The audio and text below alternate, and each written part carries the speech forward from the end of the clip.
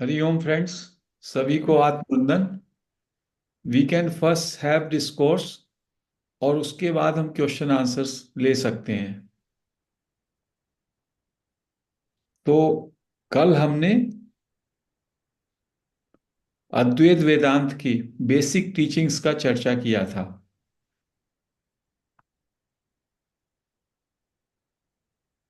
और जो अद्वैत वेदांत की बेसिक टीचिंग है उसका जो मूल आधार है वो है कि reality is only one. Ultimate reality, वास्तविकता केवल एक है और वही सबका आधार है, वही सबका अधिष्ठान है और वही सबको प्रकाशित करता है। There is only one reality, that is the substratum of all everything, and that is the illumination of all, and that reality you are. उसी का नाम है ब्रह्मन। अहम ब्रह्मास्मि। उसी का नाम है आत्मा। अयम आत्मा।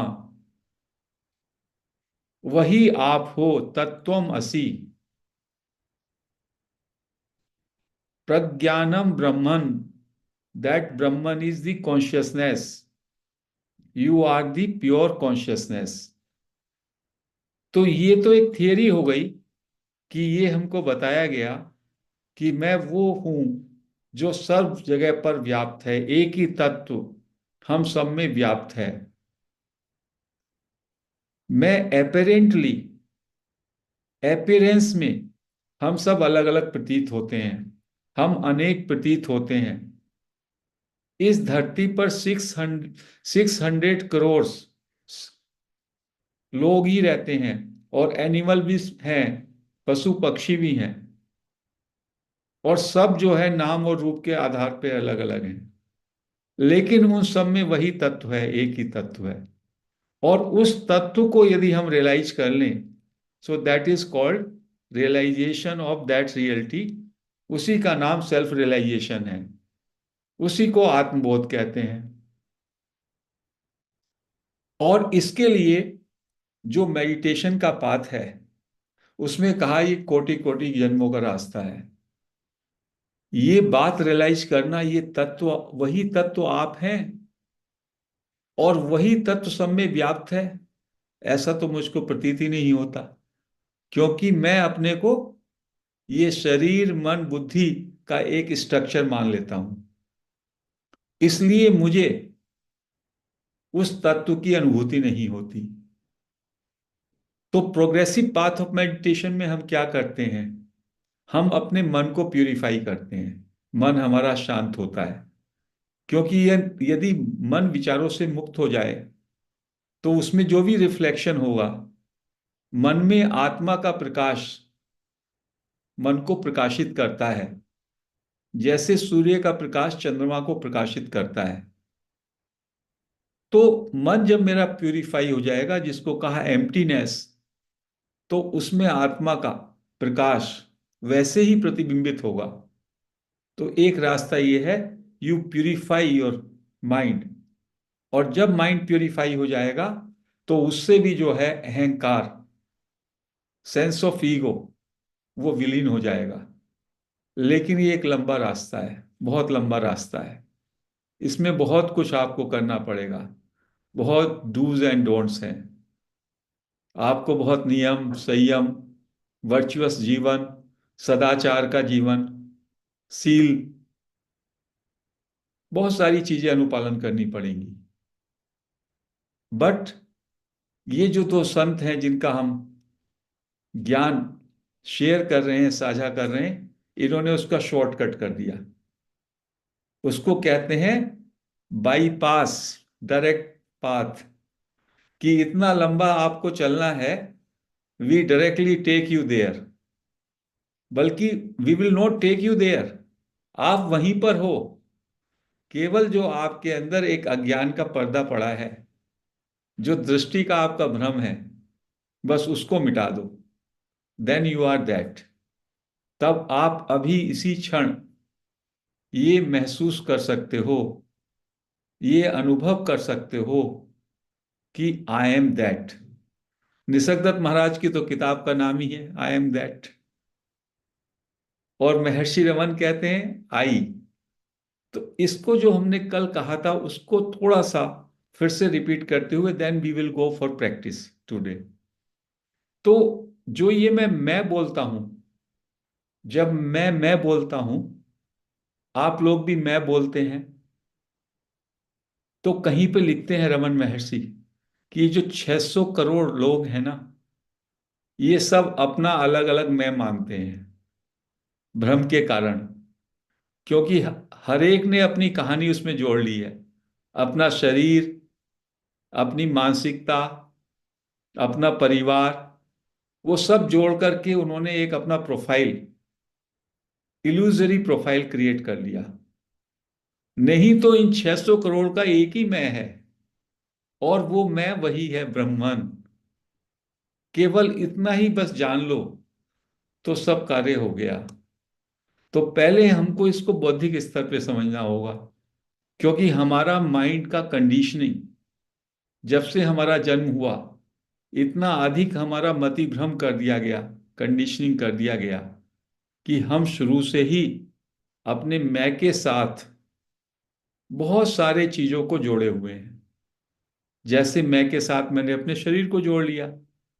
कोई भी व्यक्ति अपना परिचय देता है तो अपने नाम और रूप का ही तो परिचय देता है, लेकिन नाम और रूप तो बदल रहा है, हर एक व्यक्ति जानता है।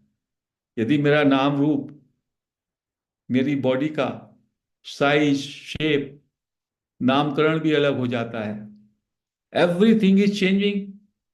और मेरे अंदर ये हमेशा भाव रहता है मैं का, जब आप मैं कहते हो तो ये जो मैं है कंटिन्यूअस रहता है। सेंस ऑफ आई हर एक व्यक्ति फील करेगा। अभी आपसे बात हो और आपका 20 साल पहले का मित्र मिल जाए, तो आप वहां पे पहुंच जाते हैं उस मैं में। तो there is a sense of I, एक मैं आपके अंदर वो विद्यमान है जो कि हमेशा ज्यों का त्यों है। उसके साथ बदलने वाले तमाम चीजों को आपने साथ में जोड़ लिया। शरीर को उसके साथ आपने अटैच कर लिया। अपना मन आपके विचार हैं, आपकी मानसिकता है, आपकी फीलिंग्स हैं, आपके संबंध हैं, वो सब भी आपने उसके साथ जोड़ लिए।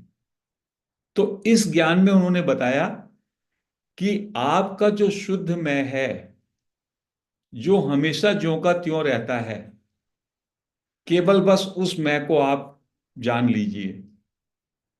तो उस मैं को कैसे जानेंगे? मैं को तो मैं भाव तो वो हमारे अंदर है ही, जो हमने उसके साथ ये आवरण डाल दिए, देह के साथ, मन के साथ, बुद्धि के साथ, अपनी पर्सनैलिटी के साथ। इन सबको उससे अलग जानो। अलग जानने का मतलब ये नहीं कि वो व्यवहारिक सत्ता उनकी रहेगी, फंक्शनल लेवल पर हम तभी भी वैसे ही काम करेंगे, लेकिन हम जान जाएंगे ये शरीर मैं नहीं हूं, ये मन जो मैं विचार कह रहा हूं ये मैं नहीं हूं, ये सब मेरे अनुभव हैं।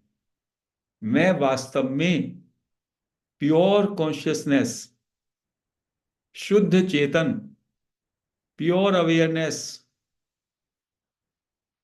प्योर बीइंग, प्योर नोइंगनेस, मात्र मैं वो हूं। और इसको अभी बौद्धिक स्तर पर हम चर्चा करेंगे तो आपके समझ में आना लगेगा। आप खुद ही जानेंगे कि आपके अंदर एक तत्व ऐसा है जिसको कि नॉर्मल भाषा में यदि हम अवेयरनेस कहें, तो अवेयरनेस उसमें सब में अच्छा टर्म है यूज के लिए, क्योंकि हर एक आदमी जानता है कि आई एम अवेयर। तो पहले हम इस बात से कभी इनकार कर सकते हैं कि क्या कोई क्षण आपके जीवन में ऐसा होता है जब आपको अपने होनेपन का अवेयरनेस नहीं होता? कोई कभी ऐसा कह सकता है मैं नहीं हूं? क्योंकि यदि आप ये कहेंगे कि मैं नहीं हूं, उस कहने से पहले भी आपको होना पड़ेगा। तो वो है सेंस ऑफ बीइंग। वो सेंस ऑफ आई है जो कि हमेशा ज्यों का त्यों रहता है। इस सेंस ऑफ आई में आपने बहुत सारी चीजें और जोड़ ली जो परिवर्तनशील है, जैसे नाम, रूप आ गया, आपका आकार आ गया, साइज आ गया। तो ये सब ये कहते हैं you are aware of your body. अभी एक क्षण के लिए आप जो है अपने आंखों को बंद करें और अपने शरीर को महसूस करें।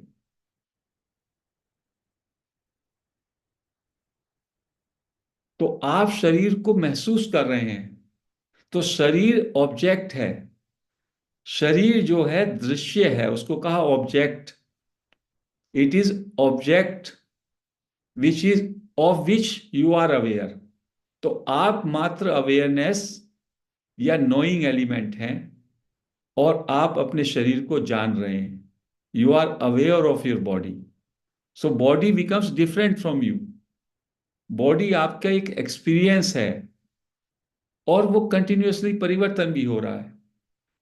अब अपने मन को आप देखें तो मन को भी आप पाएंगे कि मन में जो विचार हैं, फीलिंग्स हैं, आते हैं और जाते हैं, लेकिन आप सबके प्रति अवेयर रहते हैं। तो आपकी जो अवेयरनेस है, आपकी अवेयरनेस भी कहना गलत है, आप स्वयं वो अवेयरनेस हैं, वो तत्व है। मैं, आई द प्योर अवेयरनेस, और आई द विटनेस, वो ज्यों का त्यों है।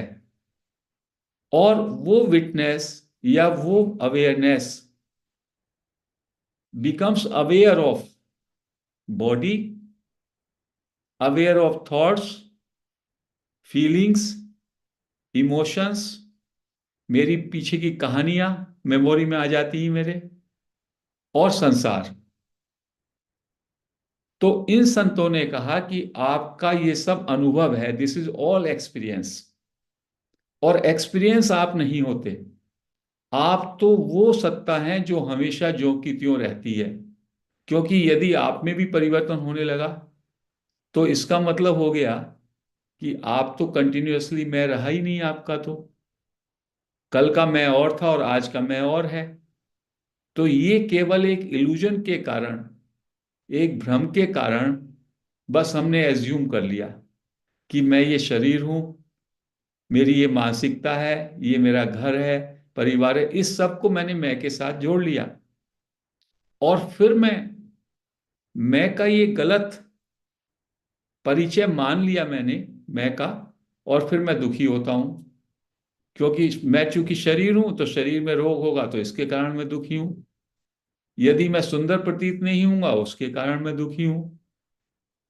मन में, मन के स्तर पर मेरे विचार निगेटिव हो गए तो मैं मिजरी में आ गया।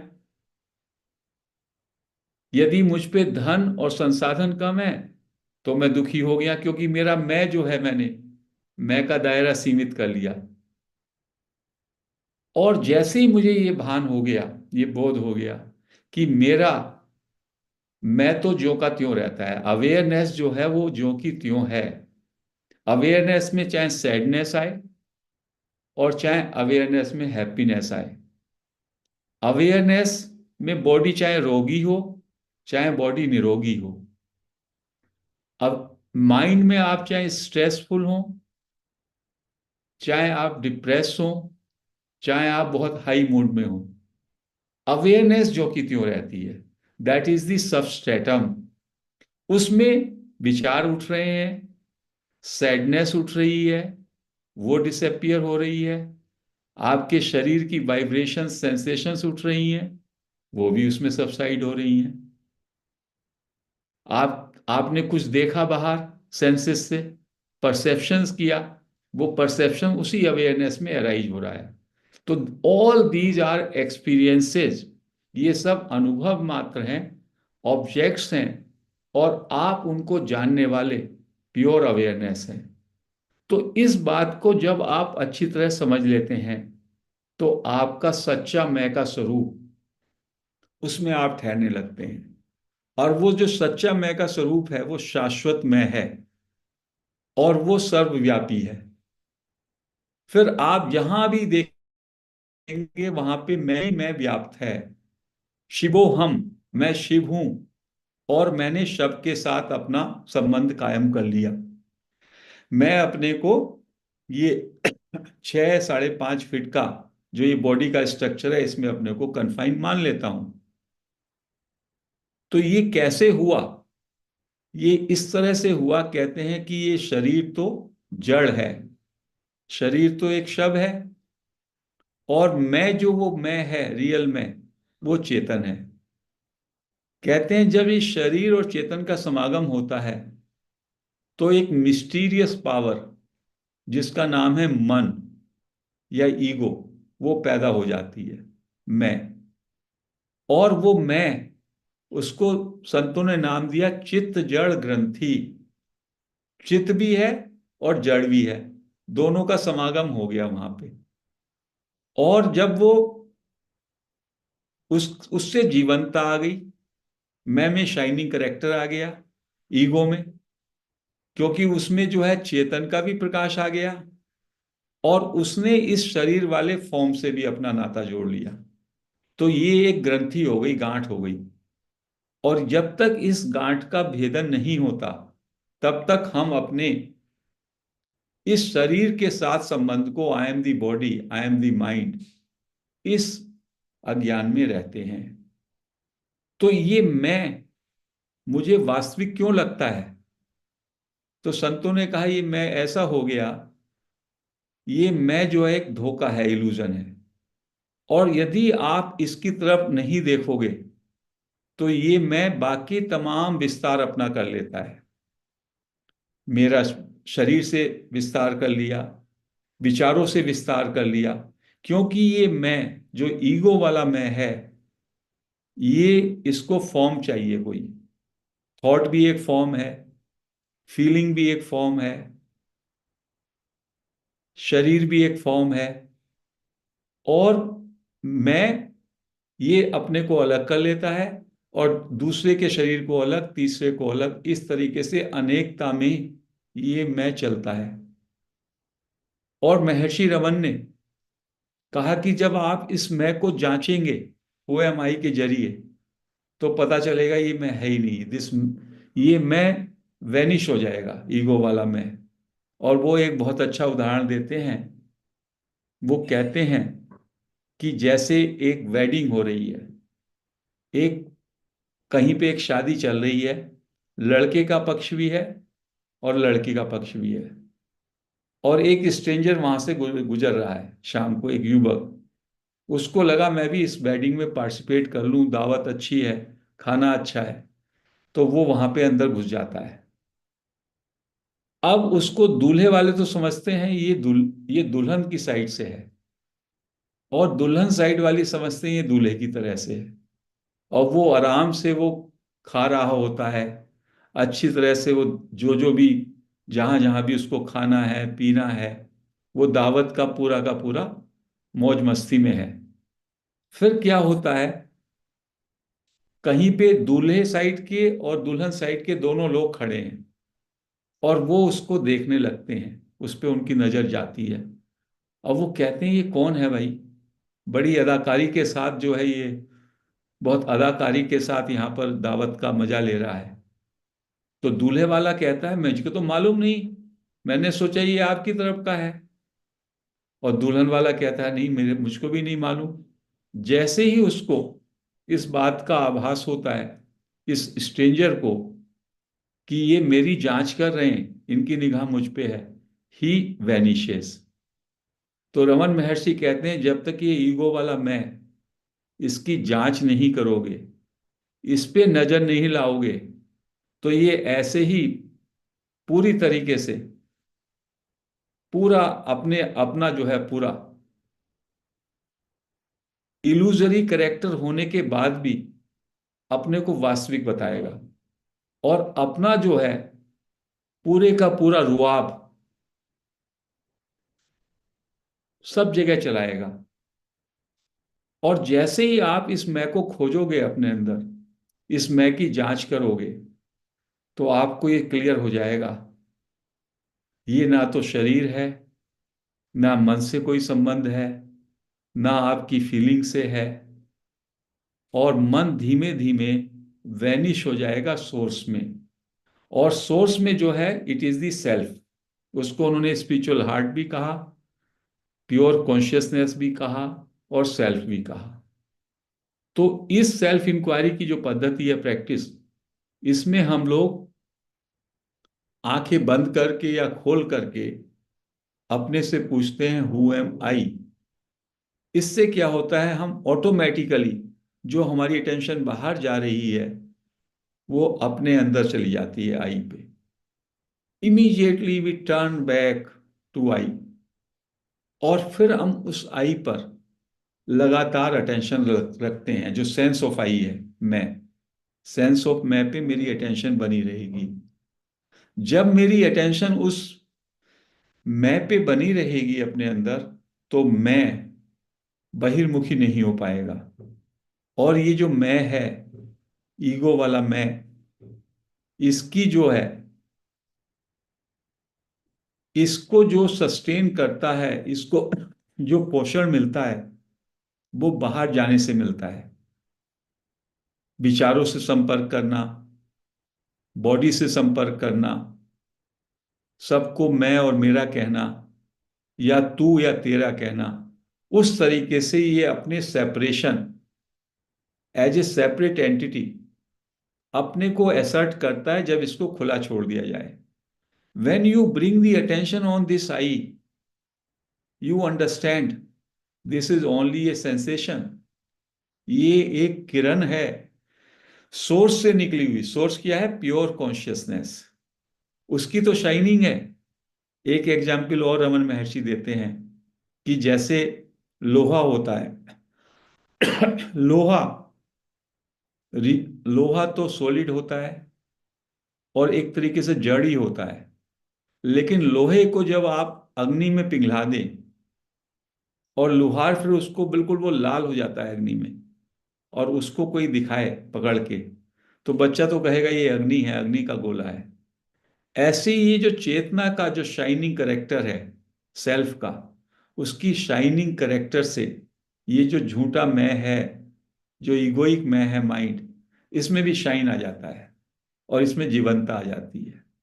तो धीमे धीमे जब हम उस पे आई पे अटेंशन करते हैं और बौद्धिक स्तर पर भी इस बात को जानते हैं, तो धीमे धीमे वो मैं वहीं पे रुक जाता है मेरे अंदर ही, जो अब हम ये प्रैक्टिस करेंगे। और मैं पे हमारी अटेंशन ठहरी रहती है, तो उसको कहते हैं self attention.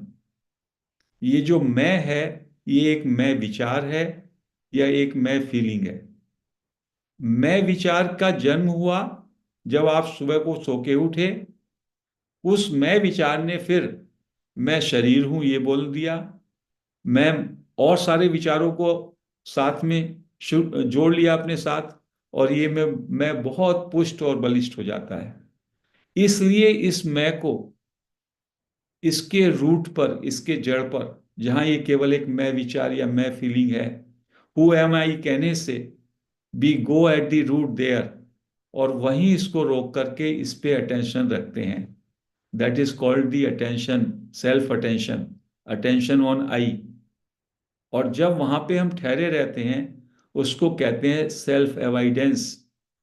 And then this I, sense of I, it also dissolves, it disappears, and then only the self shines, जिसको कहते हैं be the self. You are the self, you are the pure consciousness. This may take time, no doubt, but this is the direct path. और इसका जो बौद्धिक ज्ञानी जब आपको होता है, उसी से आपका जो ईगो है वो आज ही सुनेंगे। और इस पे यदि इसको बौद्धिक स्तर पे भी आप इसको चेक करेंगे, तो राइट आपका अभी से जो है ईगो, सेंस ऑफ आई, वो डिजोल्व होने लगेगा। अहंकार, अहंकार क्या है? अहम, और उस पे आकार चढ़ गया। अहम तो एक विचार है मेरे अंदर, एक मैं विचार है जब आप अंदर जाएंगे तो। लेकिन उसको मैंने नाम भी दे दिया, उसको रूप भी दे दिया, अपने शरीर के साथ भी उसको संबंध कर लिया। तो this is the basic ignorance. तो नॉन डुअल टीचिंग कहते हैं, यदि आपकी ये इग्नोरेंस बनी रही, आप अपने को एक व्यक्तित्व मानते हैं और आप सोचते हैं कि व्यक्तित्व मानते हुए आप जो है बुद्धत्व को प्राप्त कर लेंगे, तो ये पैराडॉक्स है। क्योंकि कोई व्यक्ति अवेकेंड नहीं होता। Awakening happens, the knowledge sprouts. केवल ये एक कंटेनर रहता है। जो बुद्ध है, बुद्ध अपने को कोई पर्सनैलिटी नहीं मानता। Awakened one never considers himself a personality. He is no more a person. वो तो पूरे अस्तित्व हो जाते हैं। महावीर और बुद्ध तो पूरा अस्तित्व हो गए। महावीर ने तो कहा केवल ज्ञान, ओनली नॉलेज। बुद्ध को भी कहते थे अवेकेंड वन। तो हमारा जो ये एक इल्यूजन है कि मैं एक व्यक्ति के रूप में, मेरा व्यक्तित्व का, मेरा पर्सनैलिटी इंटैक्ट रहेगी और उसी में मैं जागृति में आ जाऊंगा, तो ये एक ऐसा पैराडॉक्स है जिससे हमारा आगे प्रोग्रेस नहीं हो पाती। क्योंकि ये मान्यता ही कि I am a personality, I am a body, I am a mind, intellect, a separate personality, sense of separation, a separate entity. It is purely out of ignorance. It is totally illusory. तो शुरू में जब हम ध्यान पे बैठते हैं उस समय ठीक है, बट जब वो एडवांस स्टेज आती है, देन वी हैव टू से गुड बाई। कोई भी चीज जीवन में, कोई भी पद्धति, कोई भी मेथड एक समय बहुत उपयोगी होता है और एक समय उसका उपयोग फिर सैचुरेट हो जाता है। When you go to the next stage, then you have to say goodbye to it. एक सीढ़ी का एक स्टेप, उस पे आपको चढ़ना जरूरी है, तभी तो दूसरे स्टेप पे जाएंगे। लेकिन जब आप दूसरे स्टेप पे जाना है तो उसको छोड़ना ही पड़ेगा। यदि उसकी ही पूजा करते रहेंगे तो उसी स्टेप पे आप बने रहेंगे। ऐसे ही जब हम शरीरों का, अभी मैं 4 शरीरों का कभी उसका डिस्कशन करूंगा कि एक आपका स्थूल शरीर है, उसके बाद आपका सूक्ष्म शरीर है, उसके बाद आपका कॉजल बॉडी है, कारण शरीर है, और उसके बाद महाकारण शरीर है। तो जब शरीरों की ये बातें चलती हैं तो कैसे कैसे शरीरों को आप छोड़ते हुए क्रमबद्ध तरीके से सीढ़ी की तरह आपको ऊपर चढ़ना पड़ता है। पहले आपको स्थूल शरीर को मानते हुए उसको जान करके उसको भेदना पड़ेगा, उसको बियॉन्ड जाना पड़ेगा। तब आपका स्थूल शरीर से आप बियॉन्ड गए। फिर सूक्ष्म शरीर पे आएंगे तो सूक्ष्म शरीर को आप मानेंगे, फिर उसको जान करके उसके बियॉन्ड जाएंगे, फिर कारण शरीर पे, फिर महाकारण शरीर पे। तो कहने का अभिप्राय ये है कि कोई भी ज्ञान और कोई भी मेथड एक समय के लिए, एक अवस्था के लिए हमारे लिए उपयोगी होता है। उसके बाद जब उसका उपयोग हमने एब्जॉर्ब कर लिया, then a time comes we have to move forward. एक और कल हमने बात कही थी, उस बात की और चर्चा करके फिर हम ये प्रैक्टिस को करेंगे। हमने कल बताया था, ये मांडुक्य उपनिषद में भी है और इसका विवेक चूड़ामणि में भी इसका रेफरेंस है कि हम अपने 24 घंटे में 3 अवस्थाओं में गुजरते हैं। एक ये जागते हुए की अवस्था है जो अभी चल रही है, मैं देख रहा हूं, बोल रहा हूं, आप सुन रहे हैं, मैं अपने कमरे को भी देख रहा हूं। तो ये जागृत अवस्था, वेकिंग स्टेट। और एक है ड्रीम स्टेट, जब मैं सोता हूं मुझे ड्रीम आते हैं। उसमें भी एक मेंटल वर्ल्ड का क्रिएशन हो जाता है, उसमें भी माइंड के स्तर पर एक अलग से दुनिया, जगत का क्रिएशन हो जाएगा, जिसमें मेरी कुछ और भूमिका होगी। उसमें भी लोग होंगे, कुछ भी उसमें। बट जब तक मैं उस स्वप्न में रहूंगा तब तक मैं उसको भी सही मानूंगा, वास्तविक मानूंगा।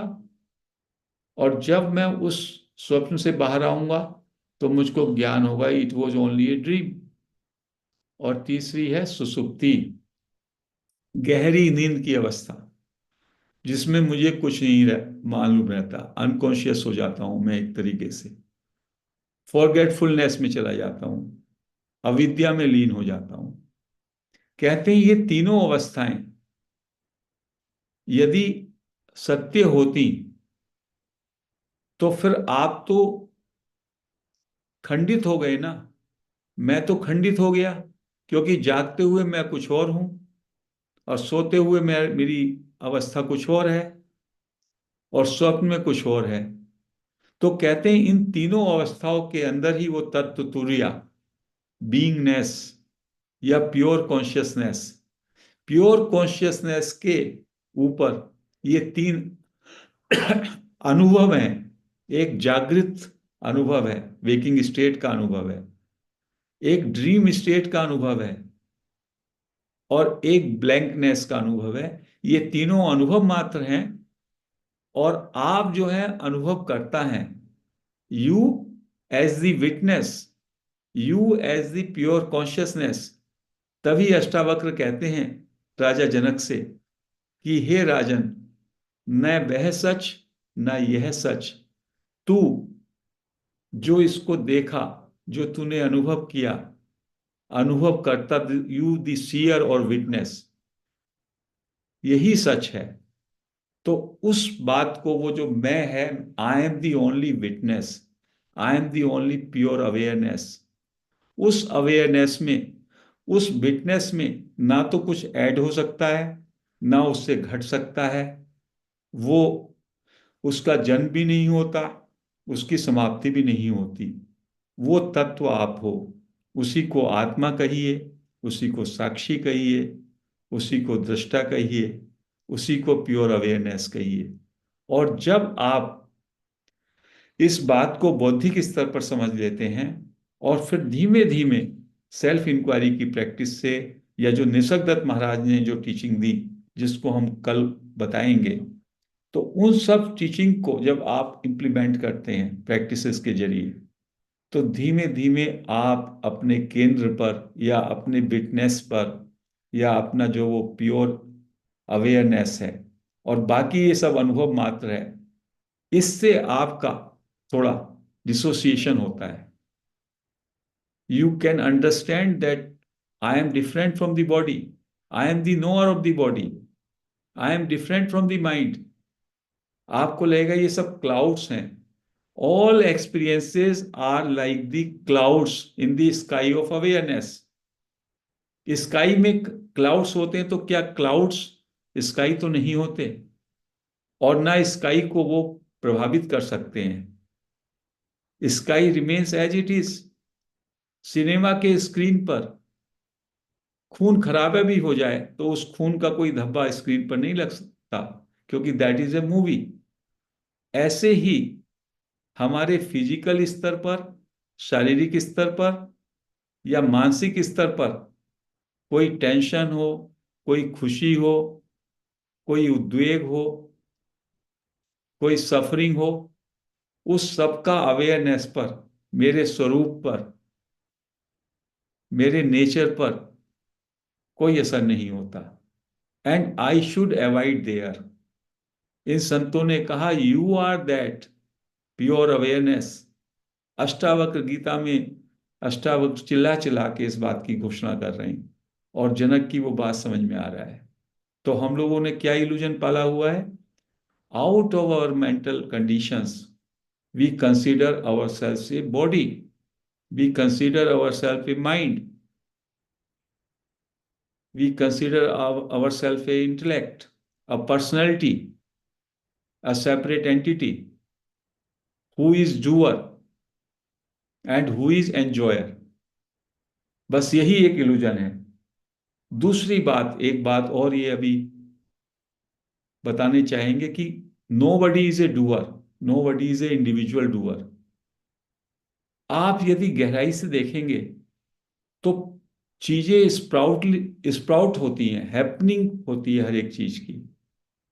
अभी मान लीजिएगा आपके मन में कोई प्रश्न आया और आप उसको पूछेंगे मुझसे, तो प्रश्न तो पहले ही आपके अंदर अराइज हो गया, और फिर आप कहते हैं आई am the doer, I ask the question.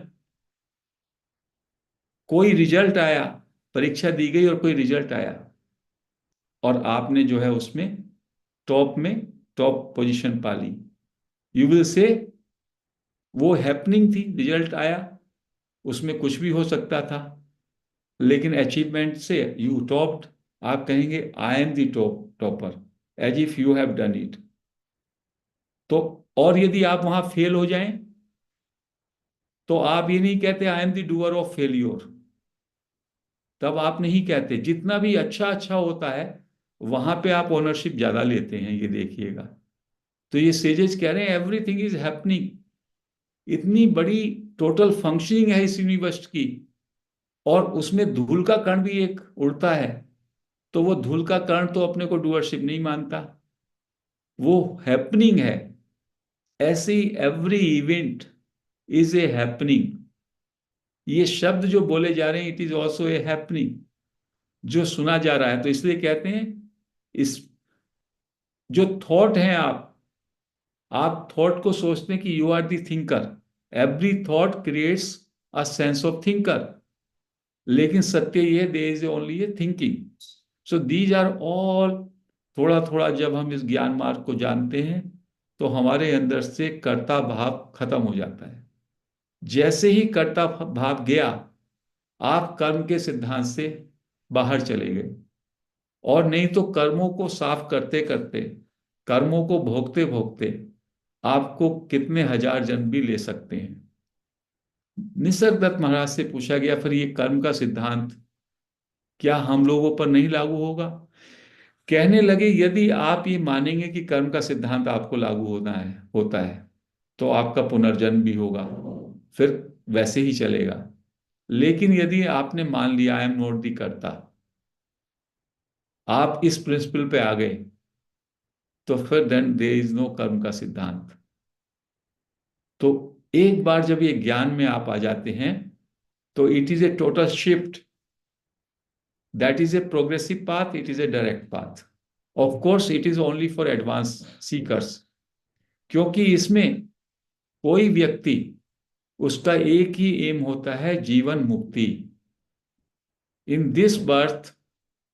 ये भी नहीं कि मुक्ति मुझको मरने के टाइम पे मिलेगी, right now here I am free, freedom, total freedom, उसको कहा मुक्ति, उसी को कहा रियलाइजेशन।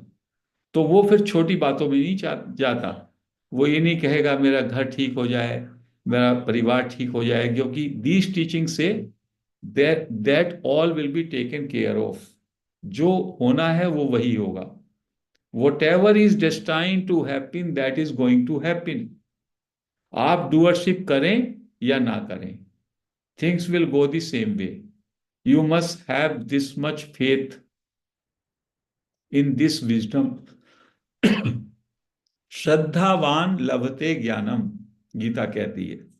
ज्ञान उन्हीं को प्राप्त होता है जो श्रद्धा रखते हैं उन मनीषियों के वाक्यों में जो उपलब्ध हुए, जैसे रमन महर्षि, निसर्गदत्त महाराज। लेकिन एक बार जब हम उस मार्ग पर चलते हैं और अंतर्मुखी होते हैं, तो चूंकि हमें अपने आत्मा से मिलने का मौका मिलता है, तो हमको उसमें रस आने लगता है। You will find more you listen to these audios videos, you yourself will be finding it is very interesting. कितनी बार भी आप आत्मा की बात सुने, आत्मा इज एवर फ्रेश, नित नूतन, उसमें आनंद ही आनंद आता है। तो आत्मा की बातें सुनेंगे, उसमें रस आएगा, और धीमे धीमे बहिर्मुखता छूट जाएगी और आप अंतर्मुखी हो जाएंगे। जब आपका मन बहिर्मुखी होता है, यू क्रिएट द वर्ल्ड। जब अंतर्मुखी होता है, सेंसेस आपके अंदर आ जाते हैं, तो word does not remain, mind becomes empty. And then जब मन की भी जांच करते हैं, मन और ईगो और मैं विचार, ज्ञान मार्ग में ये तीनों एक ही बात है। तो मैं का जब आप जांच करते हैं, ये मैं मेरे अंदर कहाँ है, क्या है ये मैं, और मैं कौन हूं, तो मैं की जांच जब शुरू होगी, मैं वहीं ठहर जाएगा, और धीमे धीमे मैं डिमिनिश होना शुरू कर देगा, डिसॉल्व होना शुरू कर देगा।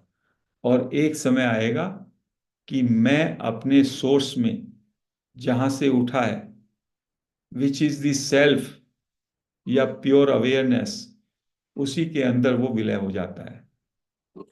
फिर मैं नहीं रहता। कौन सा मैं नहीं रहता? इगोइक मैं नहीं रहता। और शाश्वत मैं, अहम स्फूर्णा, शाश्वत मैं एक ही है सबका, केवल वो मैं रहता है। नाउ प्रश्न उठता है कि ज्ञानी का यदि मैं नहीं रहा, अहंकार वाला, तो उसका जीवन कैसे चलता है? तो उन्होंने कहा, he gets intuitive intelligence, intuition से चलता है। ज्ञानी को आत्मस्फुरणा होती है, उसको भाव उठेगा, सुबह को उठा, लगेगा कि आज वहां चलता हूं मैं। उसको स्फुरणा हुई, 10 किलोमीटर दूर कहीं पे गांव में जाना है, और गांव में कुछ उसके लिए सेवा के लिए व्यवस्था बनी हुई है। नेचर इज यूजिंग, ज्ञानी को जो है अस्तित्व जो है यूज करता है, निमित्त मात्र में जहां भी उसको लगाना है। एक जैसे सूखा पत्ता होता है, अष्टावक्र गीता में कहा है कि वो मुक्त पुरुष जो है, एक सूखा पत्ता, वो नाली में गिर जाए तो उसे फर्क नहीं पड़ता, और वो भगवान की थाली में चला जाए तो फर्क नहीं पड़ता। ही becomes totally detached, totally free, और आत्मस्फूर्णा से ही उसका जीवन चलता है। वो अस्तित्व के प्रयोजन में, जहां पर अस्तित्व उसको यूज करना चाहे, उसका यूज होता है। वो हमेशा परिपूर्ण, परितृप्त, हमेशा अपने को फ्री महसूस करता है। यही जीवन मुक्त के लक्षण हैं। तो आज हम इस चर्चा को यहीं पे समाप्त करते हैं।